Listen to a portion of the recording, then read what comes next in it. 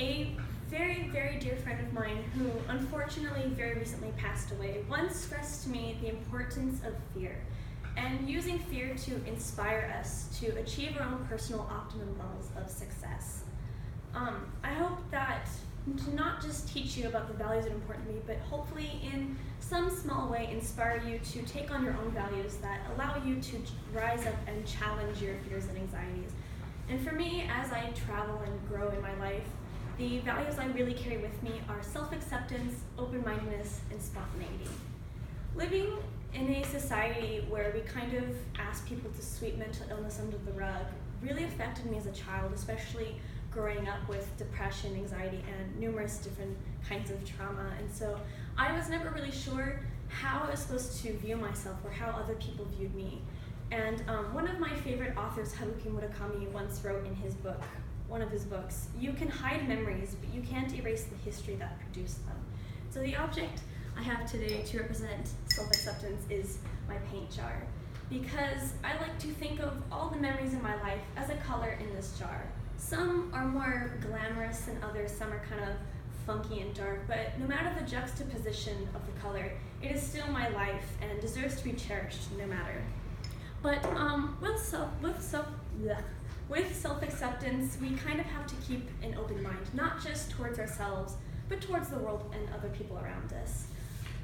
Growing up, I come from my distant family who very strictly believes in clean racial and religious bloodlines, and being the product of mixed parents really took a toll on the way they viewed me.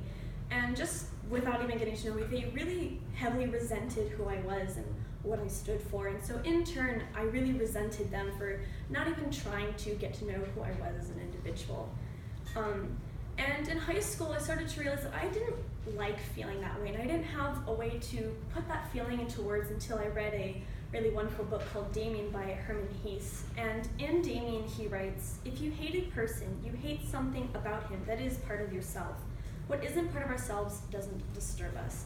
And so for open-mindedness, I brought headphones because eventually I did go back and try to understand my family and the perspective in which they viewed life. But unfortunately, because I lived my entire life resenting them and completely distancing myself from them, our relationship had been so terribly burnt that we didn't really have anything to talk about. And so the only way we had to connect was through music.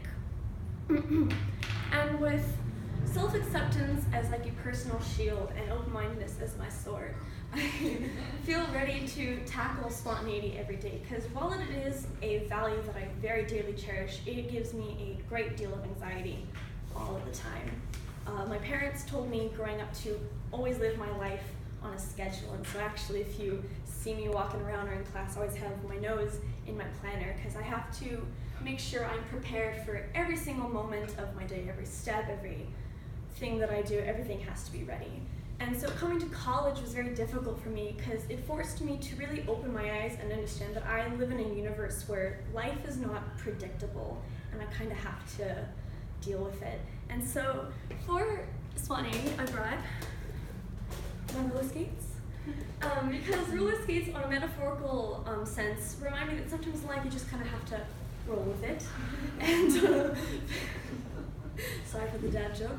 On a physical sense, roller skating itself really helps me to step out of my comfort zone, because I never plan to do it. I just kind of sit there in the middle of the night and like, I need to get out of my mental space, and so I just kind of go out and do it.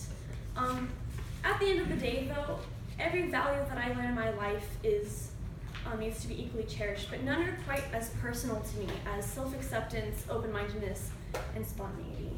And I really do implore you to try to rise up and challenge your anxieties and fears and try to accept them as part of your story. And I want to leave you with this. The human race would not have gotten anywhere had our ancestors run from everything that they feared. So why should we start running now? Thank you.